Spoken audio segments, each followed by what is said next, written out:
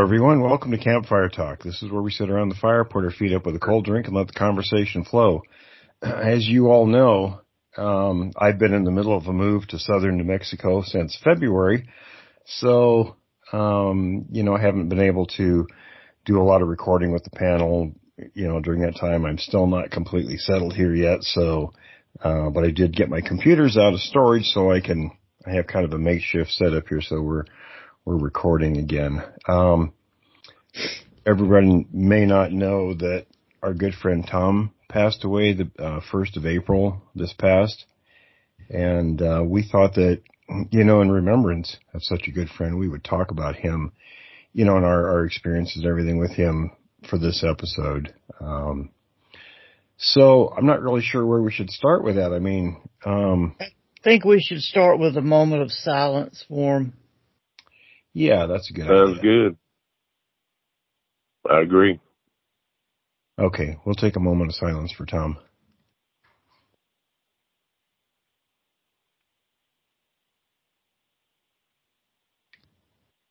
All right, everyone. Tom first, like most witnesses, I think just about everybody here on the panel, except for you, David, contacted me because they had an encounter or for other reasons. Maybe they heard the show and got a hold of me.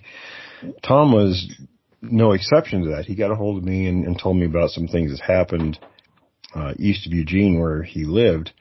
And, it was one of those people. It was kind of like, I've known most of my friends for 50 plus years. So, he and I were the same age, and he kind of fit right into that group. In fact, he'd talked to a number of my old friends, and they felt the same way. It was just like, one more guy in the group from the old times is what it felt like. But Tom didn't know. Y'all clicked right away. Y'all's personality and knowledge was pretty much the same, and he wanted to learn, so he was easy to talk to about it.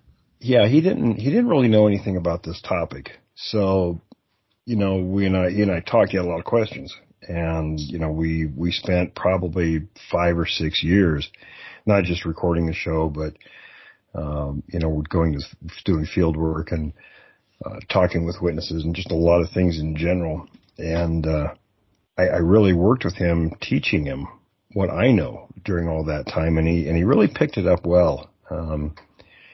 It's really sad that, when he said that we didn't know right away that he had prostate cancer. So, and I kind of knew something was up when he was kind of hit and miss on his responses and the way he responded to text, because we would text all the time, and be on the phone pretty much a lot. So, I'll go around the table. David, I'll hand the microphone off to you. Tom was a character. You could stay on, and Forrest, this, you could stay on the phone talking to him. You would think it's been an hour. It's been 4. He had a lot of stories. He was very funny. The best thing about Tom was his interaction with the guests we brought on. He would contact them. He would get to know them personally. He'd listen to their story, ask them questions. And this was all before we ever brought him on the show. Yeah, he really enjoyed that part. I for, hundreds of the shows, handled all that stuff. And then when Tom came on, we talked about, who wanted to do which parts. And he volunteered to be the one to contact the witnesses and kind of set things up. And I was moving more to, I guess, producing and directing the show, and then jumping in and answering questions if it was something that he was unfamiliar with. So, the two of us sort of had that chemistry where we could put the show together that way. Right. I will be taking over some of his duties, but I want everybody to understand I cannot replace Tom. Nobody can ever replace Tom. I'll do my best with it, but we have taken care of that. And I want to mention, too, we have Keith on the show as a new panel member. And Keith was on the show previously. For those who may remember, I was a cavalry scout in the Army, and Keith was a scout in the Canadian Army. So, we sort of went back and forth on that discussion, comparing notes. But Keith is a new member of our panel every week now. So everybody, give Keith a big round of applause. Hey, see you, Keith. Hey.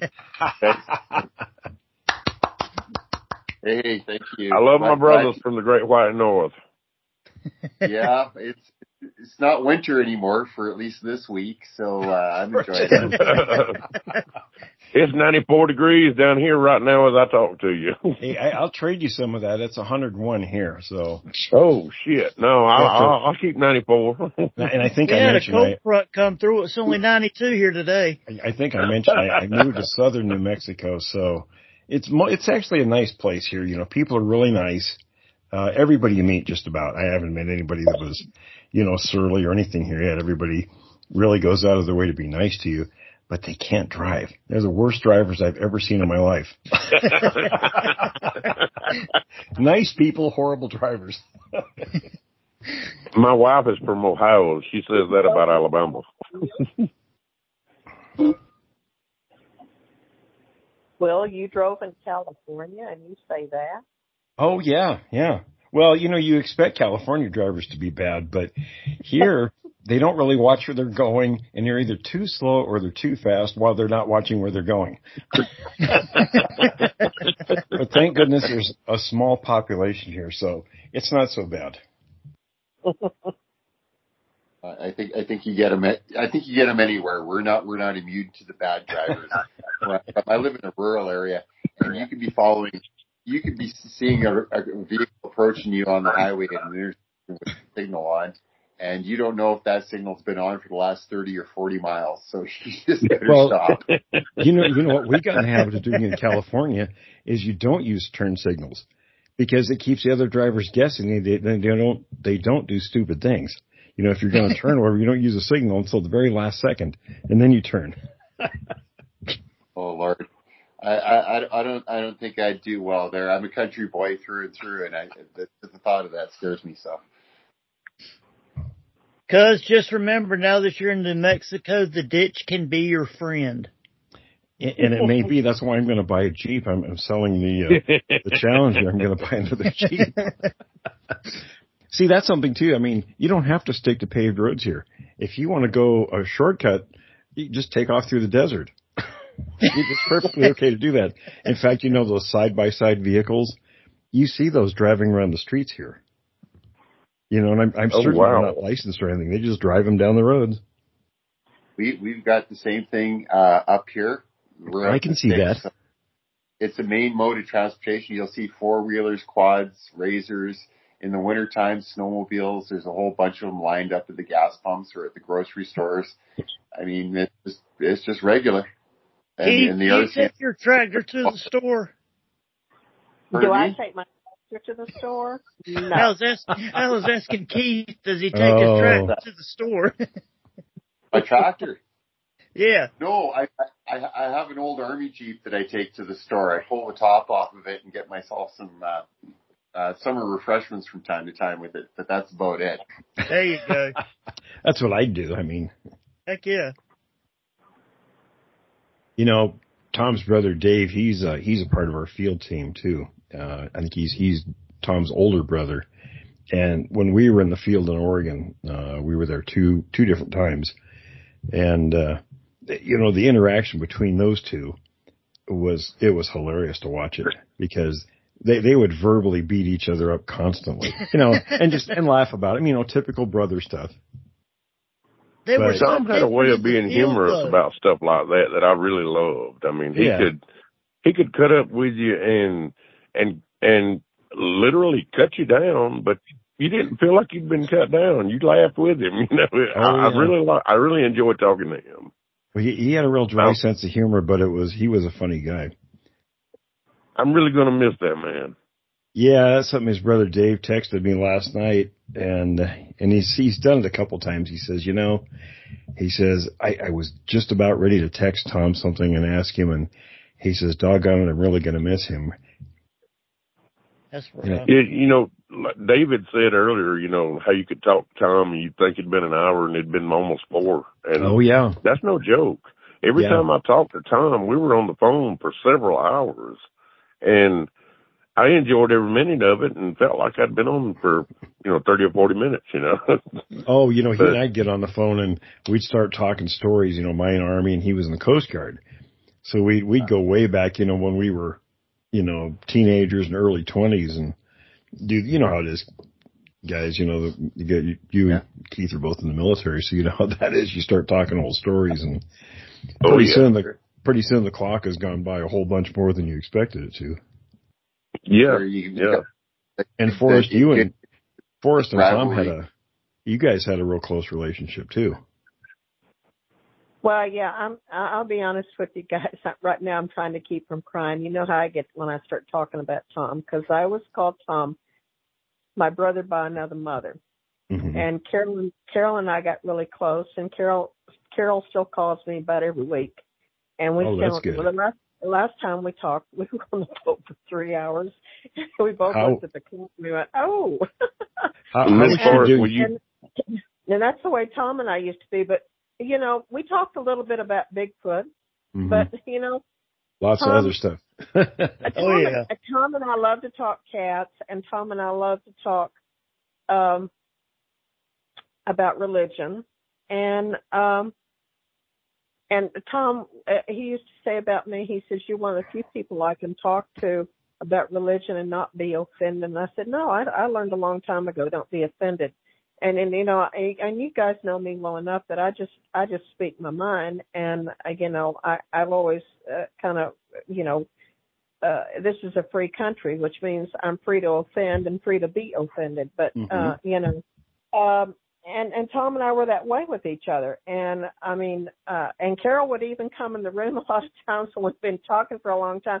And it'd be like a three-way conversation in the room. And a tiny baby kitty was the subject of a lot of the talks. and I even asked her how tiny baby kitty was doing, because he was really Tom's cat. And she said he goes around the house sometimes crying for Tom. But I think the realization has kind of hit the cat now that Tom's not coming back. So yeah, Tom used to send me pictures of him on his desk and tell him his buddy was there supervising.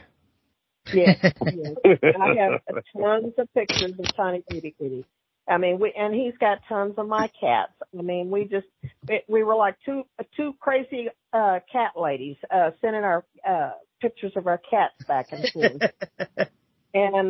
And I think I told you guys the last week that, when we were talking that Carol sent me some stuff that Tom wanted me to have. And, I was, I just had a good cry over it. He sent me a Bigfoot figurine, and then he sent me his compass that he used to use in the field. And you know what? I'm going to cherish those guys, because, he was just probably one of my best friends that I'd ever had that I never met, if that makes any sense, Yeah, it does, We just had a lot in common. And here I'm going to start crying. I'm sorry. I missed him. Okay. And then you talked about the other day that you started to text him. And you know what? I do it all the time, because I think, I got a question. And I'm like, I can't text Tom. But, I also told you about you guys, and I think this is real important. I had that little episode that I had to go to the hospital, and that thing that happened when I had that seizure at work, and I was sitting there, and I told you that somebody came up and squeezed my right shoulder, and I turned around, and there wasn't anybody there, and Brittany had been sitting across from me, because she was sitting there with me until somebody got over there to take care of me and pick me up. And I said, who was just behind me? And she was staring past me right over my shoulder. And I said, who was just there? And she went, I don't know. She just kept saying, I don't know. But I know she saw him. And I told you that, I heard it just a quiet voice. It was his voice. And he said, it's going to be okay, Forrest. It's going to be okay. Forrest, you've got to show her a picture of him. You know what? I thought about that, and I've got several. And every time when I get at work, I just hadn't had the opportunity to stop and show it to her. But, yeah. And, I will. But, you know, he sent me one that I'm going to get framed. And it was when he was still in the Coast Guard. He was, piloting a boat. And, y'all may have seen that. I don't know. But I'm going to have it blown up and I'm going to frame it. So. You know, could you please send that to me? I'd love to see that. Happy to. Yeah, and I'm gonna cherish those items that Carol sent me. I really am. Well, I never knew what Tom looked like until after he passed. Will and I were texting, and I told him I always wanted to meet that man. Because of the conversations that we had. And Will sent me some pictures of him and Tom and Tom and his brother. And unfortunately, I went swimming with my phone about 2 weeks ago, and it didn't work out good. And all of those are lost. So if you could resend those to me, I'm gonna store those on something so I can keep those because I get a lot of stuff like that, and I have to email it to myself from my phone to one of my emails. Then I'll download it on the computer. You know, he looked exactly like I thought he would look. I mean, let me tell you something that's uncanny, guys. And David, I think you and I were, or maybe it was Adam. Well, maybe you, me, and Adam, the three of us were texting about this just a few days ago. Yeah, it was the three of us. Before Tom came along, we had another Tom on the show.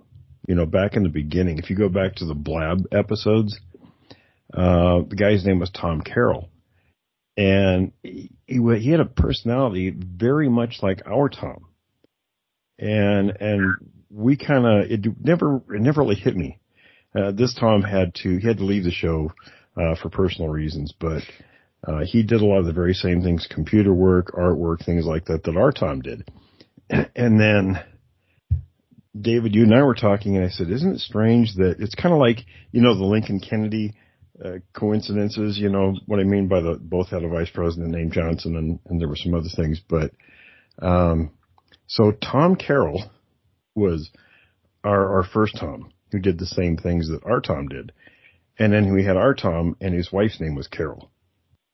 Wow. It's a weird coincidence, but I mean, isn't it odd? And the two guys even kind of looked a little alike, and their personalities were the same.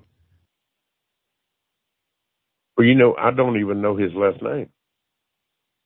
It was Dunsmore. Dunsmore, okay. Yeah, Tom was very private. When we did our first film, Bigfoot Evidence Oregon, Adam put Nelson. That's the last name he gave the guys, but obviously that's not their names because Tom didn't want to have, like autograph seekers and things like that. And I said, look, I've done this almost 52 years now. Sometimes, once in a great while, you might get somebody that's kind of starstruck, but don't worry about it. It's not that often. Like that guy at work did with you one time? Oh yeah, geez. I used to work with a guy that was hilarious. Back, I think it was 2015? I think I did the History Channel show, America's Book of Secrets. So where I worked, I was working. That was my last job that I retired from last year. And one of the guys I worked with, a friend of mine, he apparently saw the show. He used to watch those kind of things, and he went to our foreman, and he always called me Willie. He says, "I saw Willie on TV." He says, "Should I go ask for an autograph or what?" So our foreman James, he's like, no, he's just your friend. You can just talk to him about it. And I was always embarrassed, to talk in public about work, especially what you do in your other pursuits, but because I'm not an attention seeker, so. But Tom was very much like that too. So I told him, I said, don't, we can change your name, we can hide your face. I said, you're going to be on film sometimes, so your face is going to be seen. So buddy, get used to it. But he was okay with the film. I think he enjoyed it. Gus, tell everybody how he was out in the field. A lot of people don't know that behind the scenes stuff. Oh, when we went to that area that he had his experience in, and Curtis and his wife had theirs experience at. Let me think. The first time we went there, it was just kind of a quick dash there for a few days to check it out, and so I couldn't really gauge everybody's actions and reactions when they were in the field. So when we went the following year, we were there for 9 days, and actually everybody except Tom was pretty calm and cool and collected. And Tom, it was like every twig snap, he was whipping around looking, and I kept reassuring him, Tom, don't worry about it. If I'm listening and watching. If anything happens, I'll let you know. but he cracked me up, You knew when he got nervous too, because he'd start dropping 4-letter words real quick. Oh yeah. Well, I think some of that's in the film. I was telling Adam, I said, gee, I wish you kind of would have edited some of that stuff out, but. Lots of bleeps, huh? Oh yeah, there was. Well, when you're in the middle of doing something, and it was interesting. There was one time we put a rock camera out, and I was feeling a little nervous because I had just showed everybody that I said, look, here come these deer. They're coming from their bedding areas. And I just said this, like just less than 5 minutes prior to us seeing the deer. I was explaining about what the deer were about to do and where they were going to come from. And lo and behold, it was identical to what I just said. So I said, the creatures are going to be coming behind them. They're going to follow them to their feeding areas. Then they're going to ambush them. So I said, what we need to do is to back out of here. And I didn't hear anything specific. I just sort of had a gut feeling that, that they were probably a little closer than I wanted them to be to us. And I said, I think we need to be out of here now. So we got in his brother Dave's 4-wheel drive, and we took off down the road, kind of adjacent to this area. We'd heard some vocals from this area west of us, and I said, well, let's go. I mean, we couldn't go anywhere else. I said, let's go down that way, and maybe we can cut in to the south, maybe a ways down the road, and maybe we can hear what's going on, set the parabolic mic up or whatever, hear what's going on when these guys are actually hunting these deer. And Tom, I was sitting in the front passenger. Tom was sitting behind me. We both had our windows down. And at the same time, we both jumped out of our seats because there was this wah noise, maybe 50 feet away from the truck to our right. So we're like, stop. And then there was all this language and stuff. And think about it at the time. It's like, afterwards when you listen to it, it's like, oh crap, I guess we better watch our language when we're out here because, Adam's got all kinds of redundant recording systems going at one time. So, if one poops out, then you got stuff recorded. So you had multiple tracks of loud cuss words. Oh yeah, we had lots of language. It wasn't Bigfoot language, but we had language. Impossible to get it all, but he got most of it. Oh jeez.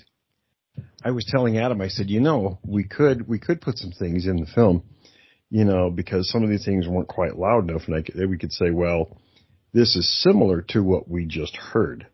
And he says, no, we can't do that. It's a documentary. So if we do that, it won't be a documentary anymore. I'm like, okay, we'll do the best we can with it then. Tom was telling me once about a time he went out with 2 guys. They will remain nameless. Yeah. Mm-hmm. I know. And, cause you can correct me where I'm wrong. I'm trying to remember everything you told me, but basically they were out walking around. They were all armed. Mm-hmm. They saw something in the trees move and they knew what it was.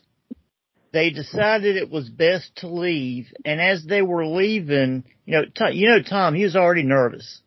Right. And on their way out, they started talking about the idea of sticking around to see if they could see it again. Tom starts sweating because he doesn't like where this conversation's going. Right. And he didn't want to hang around. He's walking along with them, and they're getting slower and slower. And you got to picture Tom. He looked like an owl.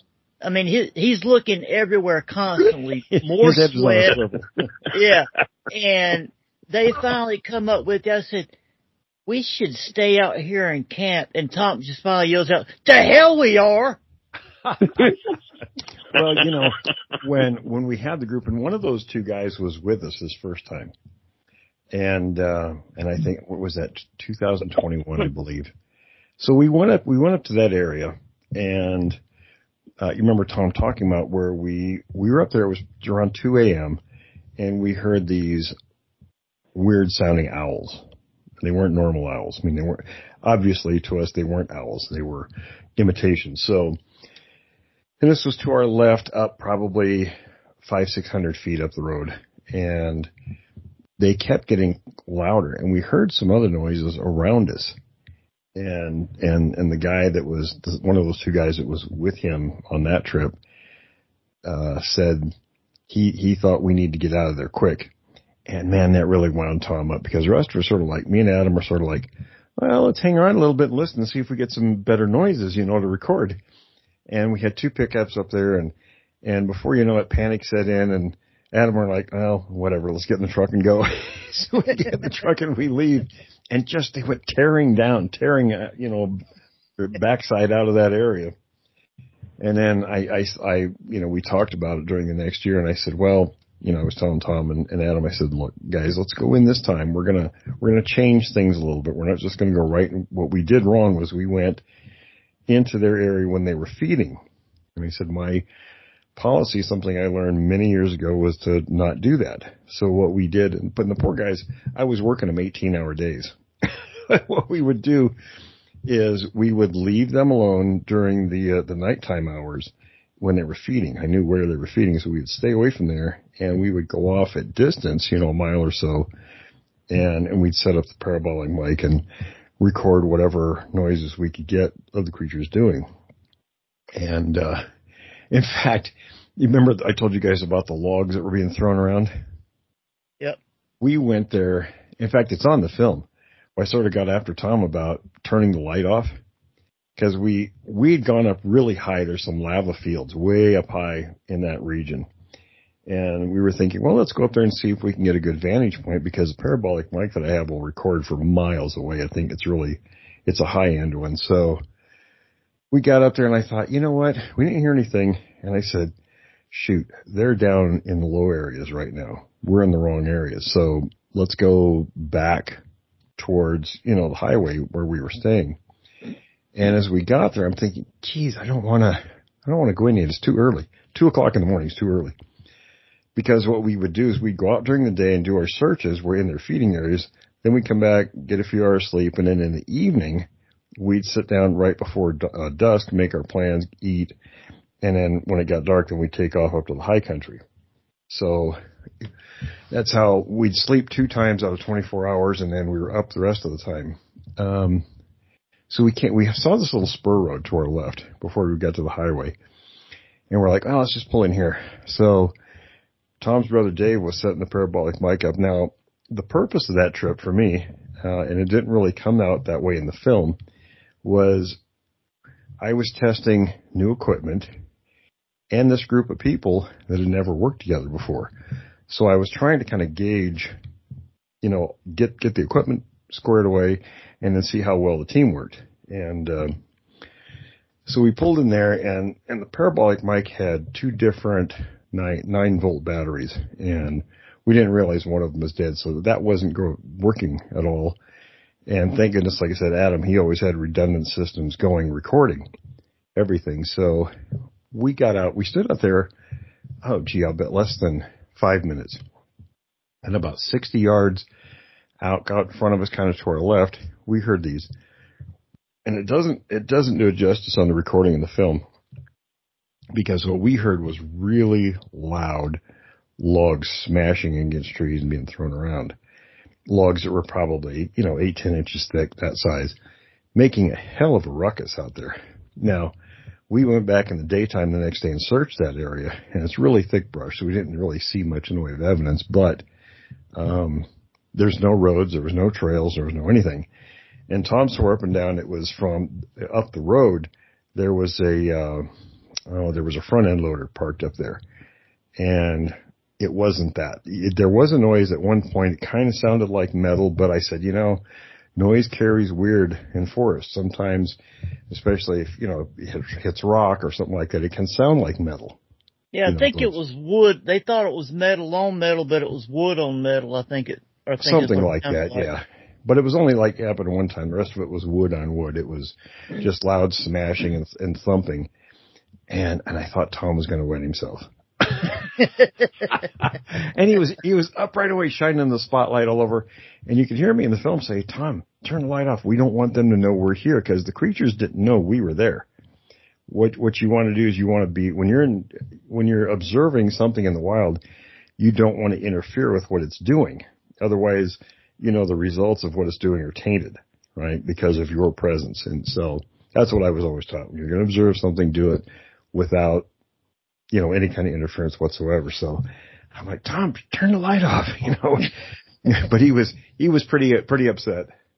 Is that for us? Is that for us? No, they don't even know we're here, Tom. Turn that light off. They don't know we're here. We don't want to invite them. Could I tell a story about the last time I talked to Tom? Yeah, absolutely. Yeah. It was about maybe 3 weeks before he passed away. Will, you had texted me and told me that he wasn't doing good, and I texted Tom, and he texted me back, and I said, well, can I call you? And he said, sure, call me. So I called him, and we talked. He really didn't want to talk about what he was going through. He just wanted to talk. And we talked about everything under the sun for about 3 hours. And I remember we got on the subject of sailboats. Now, I've never been on a sailboat in my freaking life, but I love building things out of wood. And I love the idea. I'm subscribed to a magazine called Sailboater. Why, I don't know, but, but he said, well, I have a sailboat that I'm actually working on. And he sent me photos of it later, that night. But we got to talking about that, and we just talked about anything that came up. And he said, well, I think I need to get off now. And he said, but before I do, I want to tell you about my favorite Bigfoot encounter. He said, it's about a guy who's just going about his normal everyday business. And he said, well, to make a long story short, he pees on the feet of a Bigfoot. I wonder whose story that was. I wonder myself. I asked him about it. I said, who would you be talking about, Tom? But that really made my day. Yeah, I mean, God, I never got to talk to him again. But I understand it was kind of rough at the end. So, I told him, that I loved him and that, I'm really glad everybody was able to talk to him. I wasn't able to get up there. My brother-in-law and I were talking about me flying up there and the two of us driving down to see Tom, but it was too late for us to do that. But, Milo, and you all know Milo, what a character he is. Milo either called me or I called him. We were talking and I told him, that Tom wasn't going to last long. And, he says, well, I'm getting my Mustang out of the shop tomorrow. I'll drive down there. Now, Milo and he's been my best friend since we were, in our mid-teens. And, we're like brothers, the two of us.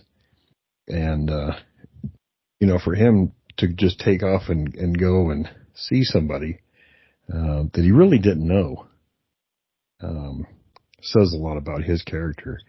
So he drove down there, from Enigma, Washington to Eugene, where Tom was at in hospice, and he spent the day with Tom.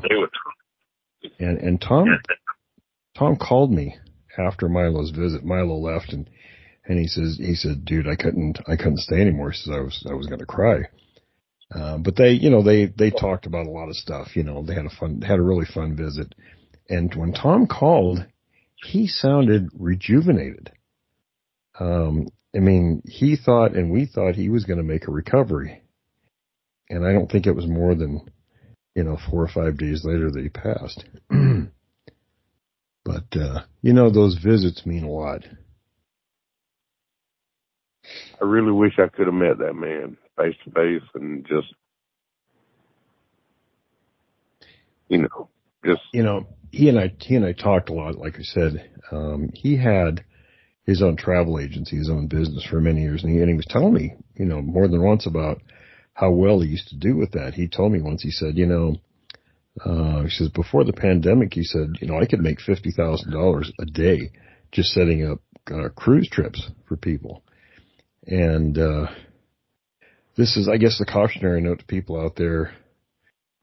Tom was the third friend that I've had that died from prostate cancer.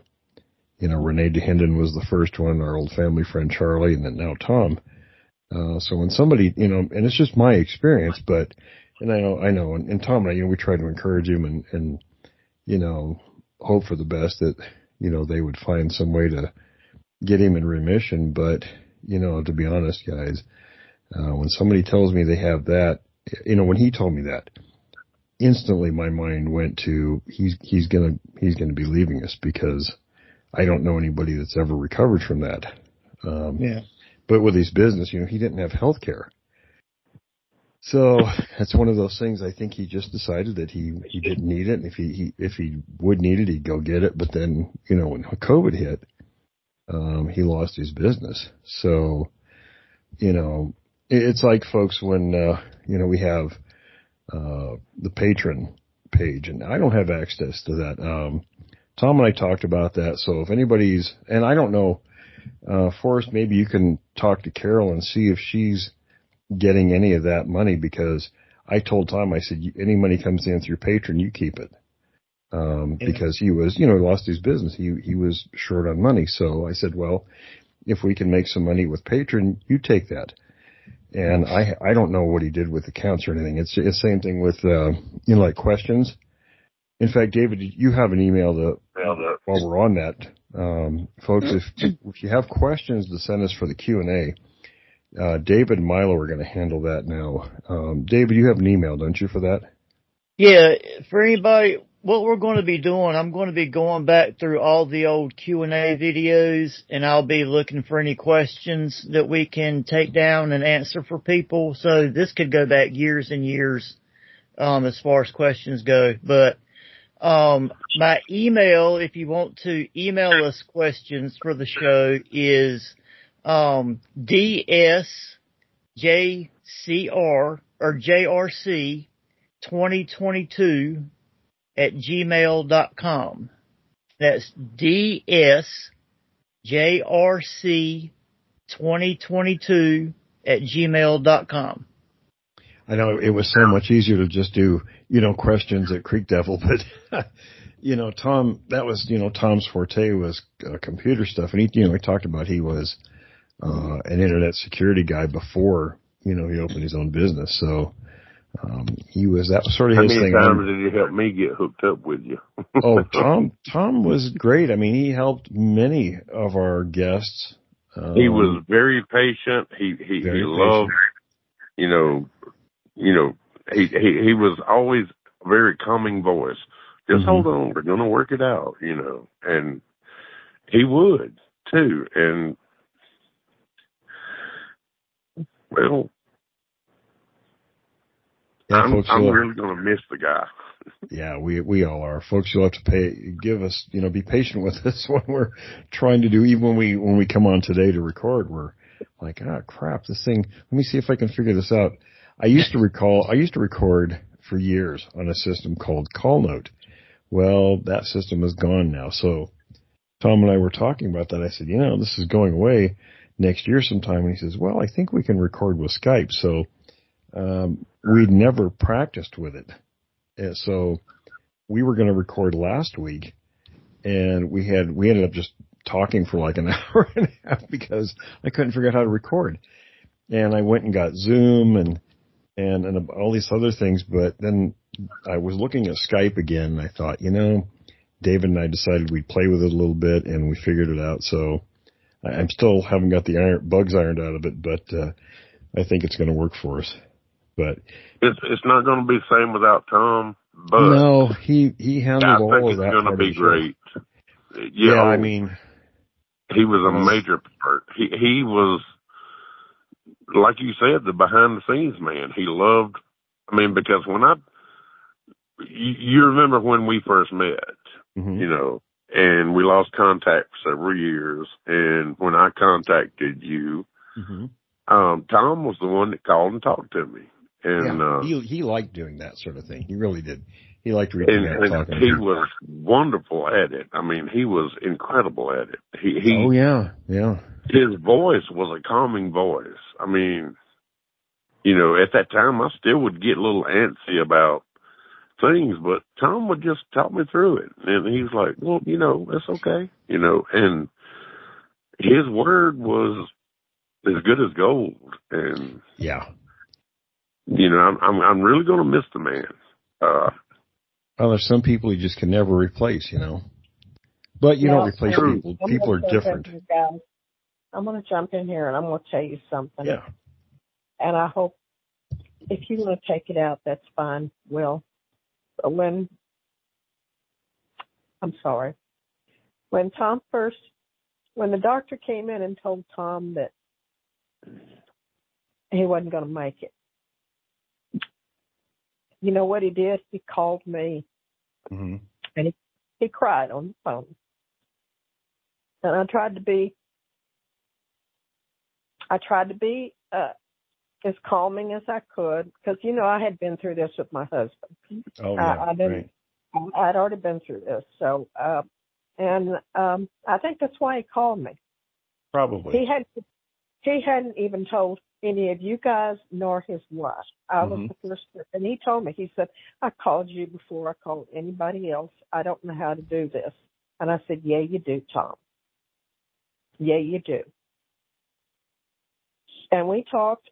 We must have talked for, I guess, a good 2 hours. And I said, no, you got to get on the phone. You got to give Carol a call and tell her to come on up there. And I said, she needs to know first. And I said, then you tell your family, and then you go on down your, people of importance, have them all lined up, Oh, yeah. People of importance, and let them know what's going to happen. And I said, I know, and he kept assuring me that he was ready, that he was at peace with his maker. And so Tom, in that respect, he was ready. What he was having difficulty doing was relating it to all of us guys. Right. Yeah, he was, months ago, he was, when they first told him what he had, not the prognosis or anything, but he had a hard time dealing, and I think probably the good thing, maybe, if there is a good thing, is he had plenty of time to come to terms with it. I've known people where it was a very short thing, and then, they never came to terms to it before they passed, but, so they were very upset at the end, but, his brother Dave, contacted me and told me, also around that time, he says, yeah, the doctors told him he wasn't going to make it. So I didn't say anything. I figured, well, it's better for Tom to do it in his own time. Yeah. Yeah. Well, and it's hard that was the hardest thing that my husband had to concede.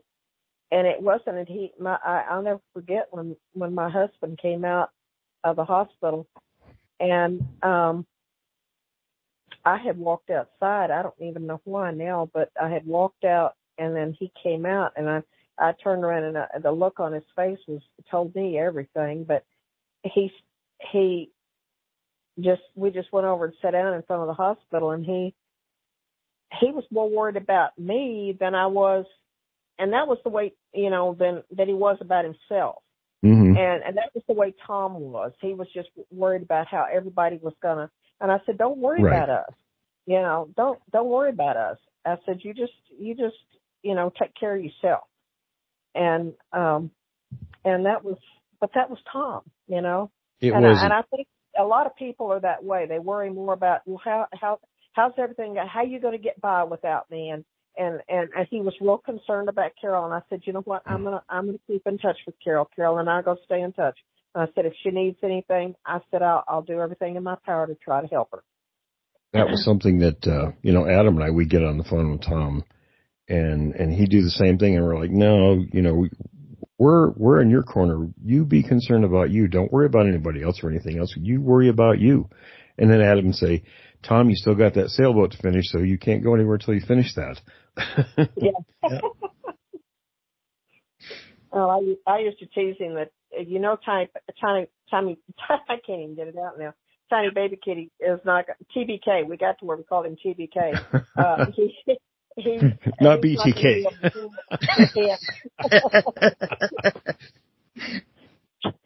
No, yeah. I will always remember his relaxing voice. His voice. I mean, he could calm anyone down. And that was something somebody asked in the comment section on YouTube not long ago. They asked if there were going to be any other shows, older shows with Tom. And for anybody, we have, on the YouTube channel, there's over 750 videos now. So there are literally hundreds of them with Tom on there. So, if you want to go back, and I encourage people to go back and, re-listen to some of those. In fact, Mondays, that's what the Monday show is. I call it the Monday Review. And some of those old shows are really worth repeating. So I put them on Monday. That's what the Monday show is, the Monday Review. That's these older shows. But if you want to go back and hear Tom's voice, and that's really the one great thing, I guess, about the podcast and the film we have out now, is that, Tom is gone, but he is immortalized both in the podcast and the film. And I'm really glad that he was able to be in the film, so, we can have him on TV and, people can see him and hear him. Tom can live on. Tom can live on. I prefer to remember. I like that. Yeah, that's it's a good memorial, I think, and it'll last forever. Tom, I never had the pleasure of shaking the man's hand or looking him in the eye, but I did have the pleasure of speaking to him a couple times when he called me about my encounter, and I immediately felt at ease. Immediately. And it's one of those very disarming things, and it's rare in people when a complete stranger can call out of the blue, and all of a sudden, within a couple of minutes, you're talking to them like your old friends, almost. You just said it all. You just said it all. He had a very special ability that I think is rare, and I think it's a gift that he had.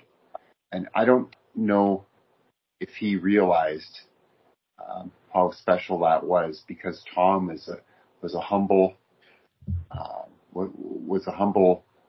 and very compassionate man. And yeah, I think you hit it right on the head. I was thinking that too. I thought, well, Tom is just way too humble to ever consider himself as that.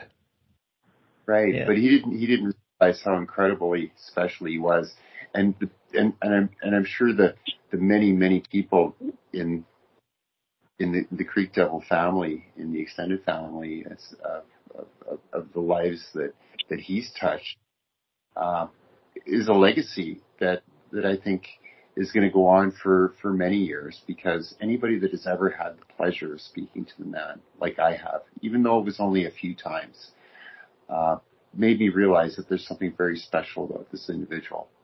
And I'm sorry, go ahead. Was amazing. Yeah, no, go ahead, please. I was just going to say there was really an overwhelming response, after I announced that he'd passed, and both on Facebook and YouTube. And I was really happy to see that people, were their feelings poured out for him. I'm not surprised. Surprised. Because, neither am I.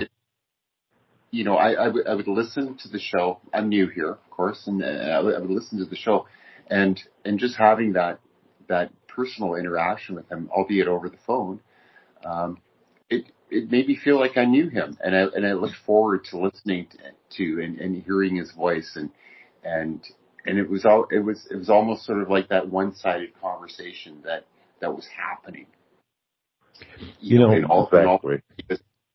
And it was part of that. When we were, you remember, Forrest, when we came up with the idea for this campfire talk, and you and Tom and I don't remember who else was there, Milo and Tracy, you were probably there.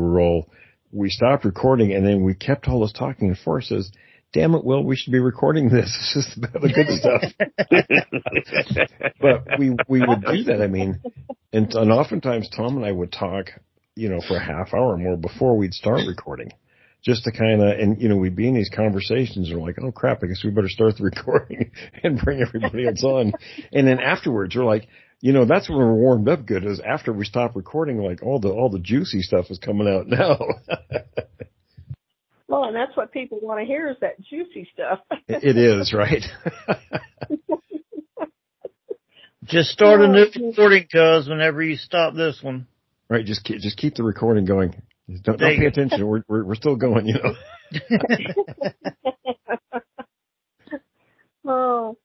One of the great things about Tom, people have to remember, when you've had an encounter with a Sasquatch, it is 99% of the time traumatizing. You don't know what you've just seen, what it's done to you mentally and emotionally, and then you walk around with that, sometimes for years.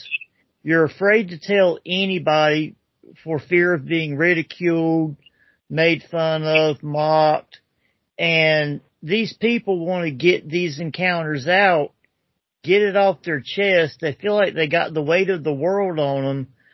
Tom had the ability, when people would contact the show, he had the ability to get them to relax, to trust him, to open up, to take their time. And it was all because of his voice, his character, and his demeanor. And he helped a lot more people than anybody realizes just by doing that. Well, I've done so many interviews over the years. I mean, literally thousands of them with people. And, over time, you kind of want to get your fingers in other things. So, I'll be honest, I was working with Tom and kind of moving him in the position of being the interviewer so that I could focus on some of these larger concerns.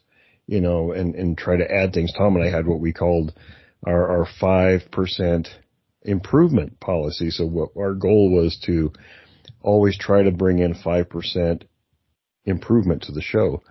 And, and he was really kind of taking the reins and doing that. And that's why when you hear me say, "Tom, you want to, start, here's the microphone, and would you like to start the interview?"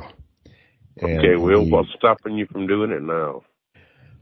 Well, Tom's gone. We all loved him. We all loved him. He's gone, but his wish, and I think it's the wish of a lot of us. So tell us what to do. Well, that's something, again, with our goal of constant improvement, and it is something Tom, would agree with it. And he and I talked about doing this. I'm going to get some video gear, and we're going to start doing some actual video for the podcast as well, not just, this voice stuff that we've been doing. And we talked about, Dave and I talked about bringing a little humor. And in fact, we talked about it last week. I won't say what yet, but we have some ideas. It's always good to have a little bit of humor when we're talking about, especially a serious topic like this one. Bigfoot. Yes. And it really is serious. Totally. And and I'll give you an example. Way back, and I think it's still on the YouTube channel. If you go back on my channel to the very beginning, there used to be a platform called Blab, and there could be 4 what they called seats, 4 little blocks where you were on video, and we used to leave one of the seats open. That way, if listeners, they could just pop in there whenever they wanted to, talk to us, ask questions, do whatever they wanted to. And if they don't want to hang out, they just leave, right? So one time, one of TW's buddies came on there. And he was, if you look for a guy, all you see is these eyes, and he's got this hairy garb on. And we sort of nicknamed him No Boots Billy and he wouldn't say anything. It was just, he had very expressive eyes, and it was hilarious. I mean, you have to watch it to see. And then he would just pop out. He'd be there for a couple of minutes, and off he'd go. So he was our resident Bigfoot that decided to pop in and, make a presence and then leave. So we've kind of been talking about doing some things kind of like that, but we're not really sure yet what exactly we want to do. But we want to start mixing things up a little bit. Being here in New Mexico, I'm sort of where I'm at. I'm sort of in the center. Everywhere he goes, Forrest, you're about 7 hours south of me. TW is kind of in the same area. We've got stuff up north. We're going to be doing a lot of work up with the native folks up north here. We've got stuff in Arizona to the west. There's stuff in the mountains on the eastern side of the Oregon mountains, activity over there. So I got stuff going on all around me. So I thought, I'm going to get out in the field and record this stuff, and we'll start putting that on the shows. Don't forget Alaska. I'm just talking about. Oh, I want to mention, folks, too, we're going to have another addition to the cast in a couple of months. Fred in Alaska is going to be joining us as a regular member. So everybody loves Fred. Everybody loves Fred. So, keep your eye open for that. We'll announce it right before, he makes his debut with us. But I think Fred will have a lot of fun with us. He's part of the group.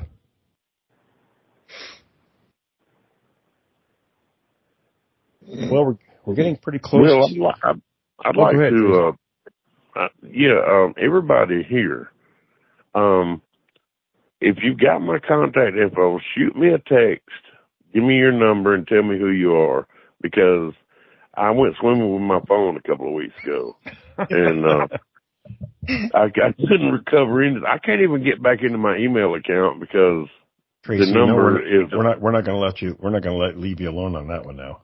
Yeah, I know. I nobody has.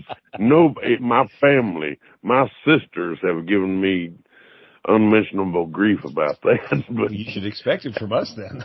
As soon as I left the diving board and hit the water, I was thinking, my phone's in my pocket. Oh no! But it was too late. But if everybody's there. If you don't have my contact number, Will has it. Will has my cell phone number. Yep. Just shoot me a text. Tell me who you are, and I'll store it. And I'm backing it up this time, on paper and in the cloud.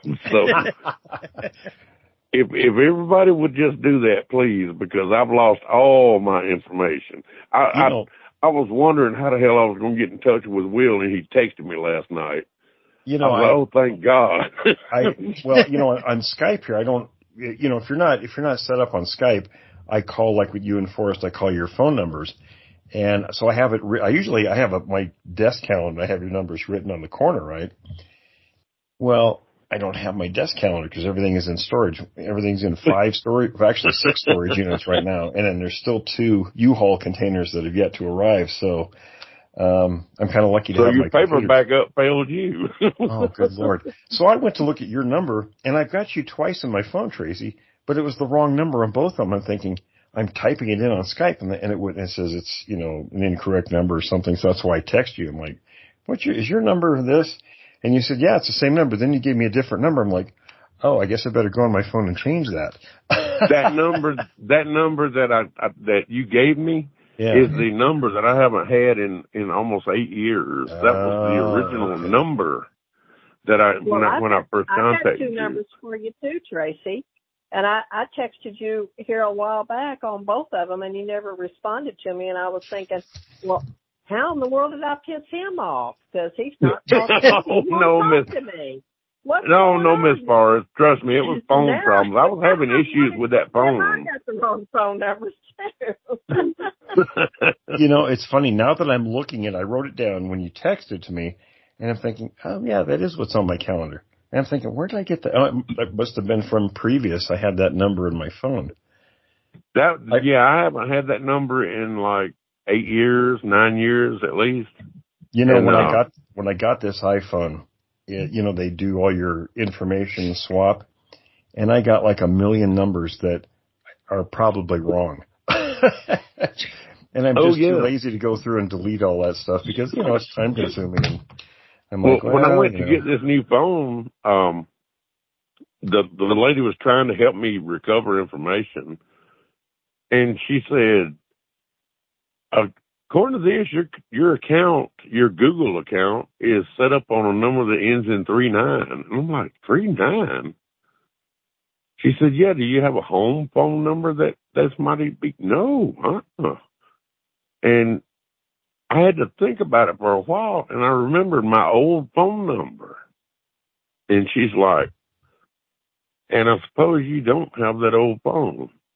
I said, ma'am, that phone's been gone for 10 years, Oh, no. So I've got to set up a new email account, apparently, and I'm losing all kind of stuff that I had in there. But I'll get it. But if everybody would just shoot me a text, Will's got my number. Shoot me a text. Just say who you are, and I'll store it in my phone and write it down and put it in the cloud, too. Everybody that's on the panel here, I just sent you Tracy's number. So, and that's something else, too. It's like, now, Tom did everything now, I paid for the stuff, for the website, Creek Devil website, but he set it up. And I've got to go in there and try to figure out if I can get in there. And I should be able to since I pay for it. And I think the login stuff is my information. But, so if I get in there, thank you, David. Just got you. Yes, sir. I just got David's text. Okay. I'll get in there and try to set up that different email that David gave out for questions, for the Q&A. So, and then whatever other changes we're going to make, folks. So we're undergoing some changes. Like I said, with Tom being gone now and in my moving, everything's been sort of up in the air and, we're just now kind of trying to get back into the swing of things. But, like I said, we're just about out of time here. I just want to say that we're going to be making some positive changes to the show, and I think people are going to really enjoy what we're going to do. And then, with the addition of Keith and then Fred coming on, I think we're going to have a really great panel. We always have a great panel, but, of course, we dedicated this episode to Tom. We're going to miss Tom. Tom he'll always be with us, but, I think everybody's going to enjoy the new panel too. I agree with you. Yeah. All right, folks. Well, listen, again, go to the YouTube channel and if you want to, there's probably hundreds of episodes with Tom on there. So if you miss Tom, honor him by going up there and take a listen. Anybody else got anything before we wrap this up? I just want to tell everybody, welcome back. Thank you for your patience, and it's all downhill from here. Amen. Roger that. Downhill. It's uphill. For you, I don't make things hard. It'll be a more animated show next week, folks. It's sad, because we talked about we're honoring Tom, but next week we'll be back to our usual selves. So be forewarned. It's going to get fun. Yep. All right, everyone. Thanks for listening.